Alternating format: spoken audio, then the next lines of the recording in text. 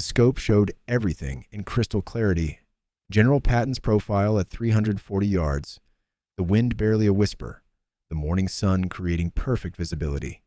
The 16-year-old sniper's breathing was controlled, his heartbeat steady, his finger taking up the trigger slack. He had made this shot dozens of times before. What happened out there, soldier? 23 Allied Sir, we were soldiers never ambushed. knew I got what hit separated. them. This would be And the shot others? number 24, and it would make him a hero of the Reich. 10 pounds of pressure, that's all it would take. His finger tightened. Patton turned slightly, presenting an even better angle, the perfect kill shot. And then the boy started crying, not from fear, not from hesitation, but from something that broke inside him at that exact moment, something that made him realize he couldn't be a murderer anymore, even for Germany, even for the Führer, even to win the war. April 3rd, 1945. A forest ridge overlooking Patton's command post near Gotha, Germany. An American general standing completely exposed, a Hitler Youth sniper with 23 confirmed kills holding him in perfect crosshairs. What happened in the next 17 minutes exposed the psychological collapse happening inside the Hitler Youth that Allied intelligence had completely missed. For 6 weeks, American forces had been terrorized by a phantom. They called him the schoolboy ghost, a German sniper who struck without warning, disappeared without a trace, and never missed. 23 Allied soldiers had died by his hand. Officers, medics, radio operators. Always a single shot. Always lethal. Always from impossible distances. American counter-sniper teams found his positions after attacks, spent Mauser casings, disturbed foliage, but never the shooter. Intelligence analysis revealed disturbing patterns. Boot print size and positioning calculations suggested the sniper was a teenager, possibly 15 or 16. A child was killing American soldiers with the efficiency of a seasoned professional. Captain James Morrison had been tracking the schoolboy ghost obsessively. This kid has killed more Americans per engagement than entire Wehrmacht companies, he reported to Patton. He's getting bolder, moving closer to our command positions. Patton studied the map of kill locations. He's not getting bolder. He's trying to get caught. Morrison blinked. Sir? Look at the pattern. He's closing in on where officers congregate, like he's looking for something, or someone. Neither man realized how right they were. April 3rd, 1945, 06:47 hours. Patton emerged from his command tent to review tactical maps with his staff. Normally he conducted briefings inside, but the spring weather was clear. He stood in the open, maps spread on a field table, completely exposed. 340 yards away, 16-year-old Dieter Klein watched through his Kar 98K rifle scope. Dieter had been tracking Patton for 3 days. He knew the general's routines, vulnerabilities. He had passed up dozens of shots at other officers, waiting for this specific target. General George S. Patton, the man Hitler called the most dangerous American general, the ultimate target. Killing Patton would make Dieter a hero of the Reich. He steadied his breathing, controlled his heart rate. Patton's head was perfectly centered in the crosshairs. The shot was guaranteed. But then Dieter looked at Patton's face through the scope. Really looked. The general was laughing at something a staff officer said. His face was weathered, exhausted. But in that moment, he looked grandfatherly, human, real. Dieter didn't see the legendary general. He saw someone's father, someone's grandfather, a man who laughed at jokes, just like his own father had laughed before the war killed him. Dieter's finger rested on the trigger, 10 pounds of pressure, but his hand started shaking. Images flooded his mind. His 23 previous kills, the American soldier writing a letter when Dieter's bullet struck, the medic bandaging a wounded comrade, the young officer barely older than Dieter himself, 23 men, 23 sons, brothers, fathers, 23 people who would never go home. For what? For a regime that destroyed his country?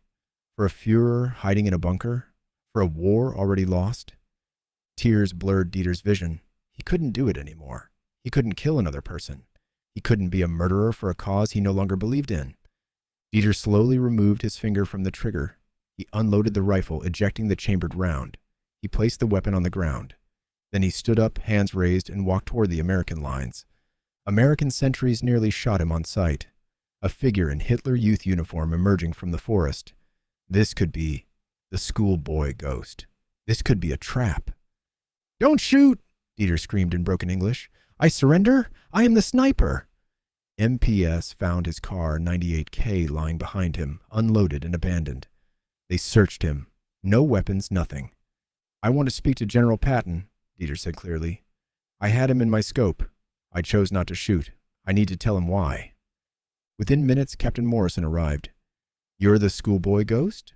Dieter nodded. My name is Dieter Klein. I'm 16 years old. I have killed 23 American soldiers. I could have killed General Patton 17 minutes ago. I chose not to. I need to speak with him. Morrison's jaw clenched. Every instinct said, execute this boy. But something in Dieter's eyes, exhaustion, defeat, but also peace, made him hesitate. Why should I bring you anywhere near the general? Because I chose mercy over murder, and I think the general will want to know why thousands of Hitler Youth soldiers are breaking the same way I just did. 20 minutes later, Dieter sat across from General Patton.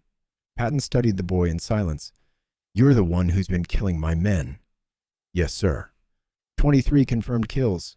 You had me in your scope this morning. Yes, sir. 340 yards. Guaranteed kill shot. Why didn't you take it? Dieter gathered his thoughts. Because I saw you laugh, General, and I realized you were human, just like all the others I killed, and I couldn't do it anymore. You had an attack of conscience? No, sir. I've been having attacks of conscience since my 7th kill, but my training, my indoctrination, my fear, they kept me going. Every time I pulled the trigger, a piece of me died. This morning I realized I had a choice. Kill one more person and become completely dead inside, or choose to be human again. Patton's expression didn't change. You're telling me you're the victim? No, sir. I'm a murderer. I chose to pull the trigger 23 times. I deserve whatever punishment you give, but I'm not the only Hitler Youth sniper breaking down. We were trained from age 12 to be killers. Now that the war is lost, we're realizing what we've become. Some are surrendering. Some are committing suicide. Some just walk away. Captain Morrison leaned forward. There's a mass psychological breakdown in the Hitler Youth program. Yes, sir. All of us. We were children when they took us. They said we were heroes, that dying for Germany was glorious. But now we understand what we are. Child soldiers, murderers, and the guilt is destroying us. Patton exchanged a glance with Morrison. How many Hitler Youth snipers are active in this sector? I knew of 7, sir. 3 are dead or captured. The others are close to breaking, just like I was. Can you identify their positions? Yes, sir. Will you? Dieter met Patton's eyes. If it stops more killing, yes. I'll tell you everything. Dieter Klein's intelligence led to the capture of 4 more Hitler Youth snipers over 2 weeks. Not one resisted. All surrendered willingly, psychologically shattered. Patton's report documented the moral collapse of Germany's child soldier program. It became key evidence in post-war analysis of Nazi youth indoctrination. Dieter testified at Nuremberg about the Hitler Youth Sniper program. He never denied his crimes or claimed to be a victim. He simply told the truth, that he killed 23 people, would carry that guilt forever, and his only redemption was choosing not to kill the 24th. Patton kept a photograph of Dieter's abandoned rifle on his desk, the weapon lying in forest dirt, unloaded, with a single unfired bullet beside it. That bullet represents a choice, Patton told his aide. The choice to stop being a killer. If a 16-year-old brainwashed Hitler Youth can make that choice, then maybe there's hope for humanity after all. Dieter Klein died in 2009 at age 80. He spent his life working with organizations preventing child soldier recruitment worldwide. His final interview included this quote, I had the power to change history in my hands. All it would have taken was 10 pounds of trigger pressure, but I chose to save a life instead of taking one. That's the only thing I did in the war that I'm not ashamed of. The Kar 98K rifle Dieter abandoned that April morning was recovered by American forces and eventually donated to the National World War II Museum in New Orleans, where it sits in a special exhibit about child soldiers. Next to it is the single unfired 7.92 millimeter Mauser round that lay beside the rifle in the dirt, the bullet that would have killed Patton. The museum placard reads, This bullet was never fired. In that moment of restraint, a 16-year-old boy chose humanity over hatred, mercy over murder, and redemption over revenge. 23 families never got their sons back because of Dieter Klein, but 43 Allied officers, including General Patton, went home to their families because he finally said no. Sometimes the most important shot a soldier takes is the one he refuses to fire.